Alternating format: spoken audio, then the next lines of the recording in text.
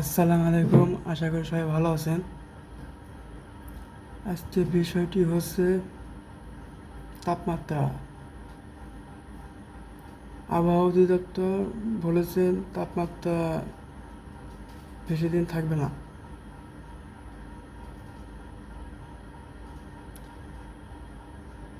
জ্যৈষ্ঠের শেষ লগ্নে এসে রোদ পড়েছে দেশে।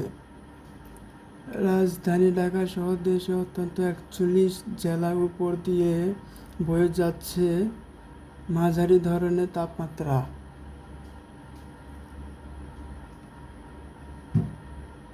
বাতাসে অতিরিক্ত জলীয় বাষ্প কারণে গরমে হাঁসফাঁস করছে জনজীবন। এক ফোঁটা বৃষ্টির জন্য চলছে হাহাকার। আবহাওয়া অধিদপ্তর জানিয়েছে যে মঙ্গলবার ঢাকা, নারায়ণগঞ্জ, টাঙ্গাইল, ফরিদপুর, মাদারীপুর, গোপালগঞ্জ, মানিকগঞ্জ, ময়মনসিংহ, চাঁদপুর, নোয়াখালী, ব্রাহ্মণবাড়িয়া, লক্ষ্মীপুর, রাজশাহী, ভোলা, পাটুরিয়া, খুলনা বিভাগের উপর দিয়ে মাঝারি ধরনের তাপমাত্রা বয়ে যাচ্ছে। গতকাল দেশের সর্বোচ্চ তাপমাত্রা ছিল 38.5 ডিগ্রি সেলসিয়াস। রাজধানী ঢাকা ছিল 36.7।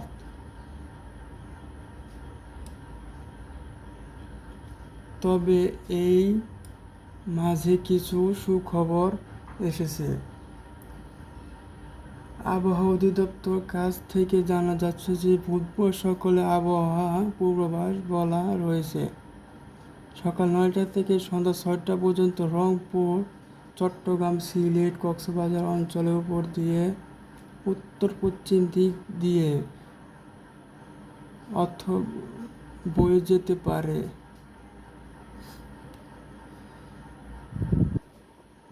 এই সময় বাতাসের গতিবেগ হতে পারে 45 থেকে 60 কিলোমিটার বেগে। নদী বন্দরগুলোকে 1 নম্বর সংকেত দেওয়া হয়েছে। রংপুর, চট্টগ্রাম, সিলেট, কক্সবাজার এছাড়া ঢাকা আশেপাশে অঞ্চল আজ থেকে একটার মধ্যে বৃষ্টি অথবা বৃষ্টি বজ্রপাত হতে পারে। এর ফলে তাপমাত্রা কিছুটা কমবে।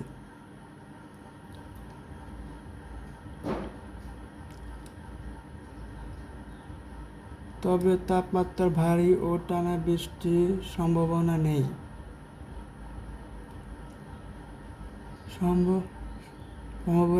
আজ সকালে আবহাওয়া অধিদপ্তর পরিচালক মনিরুল ইসলাম বলেছেন যে জলবায়ুতে প্রভাব ফেলেছে ব্যাপকভাবে। এর ফলে দেখা যায় সমুদ্র পানির উচ্চতা বেড়ে যায়, তাপমাত্রা বেড়ে প্রচুর গরম পড়ে। যখন গরম পড়ার কথা তখন বৃষ্টি ঝরে, আবার বৃষ্টির সময় তীব্র গরম। সব কিছুই মাঝে হয়ে থাকে। তিনি আরও বলেছেন, বাতাসে জলীয় বাষ্প তাপমাত্রা অনেক বেশি রয়েছে। মানুষের শরীর থেকে অতিরিক্ত ঘাম ঝরে, ঘাম অনুভূতি বেশি হয়, ফলে অস্বস্তি বেশি লাগে।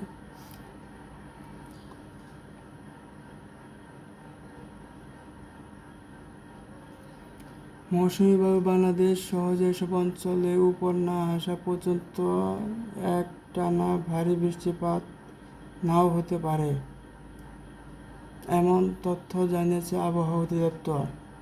আজকাল 3 থেকে 4 জুন মধ্যে বৃষ্টি দেশের কোনো অঞ্চলে হতে পারে। মৌসুমি বায়ুর প্রভাব দেশে এর আশেপাশে অঞ্চলে একসময় বৃষ্টি হতে থাকে। 1 থেকে 15 জুন পর্যন্ত মৌসুমি বায়ু বাংলাদেশের উপকূলে চলে আসতে পারে। মৌসুমি বায়ু চলে এলে বৃষ্টি শুরু হতে পারে।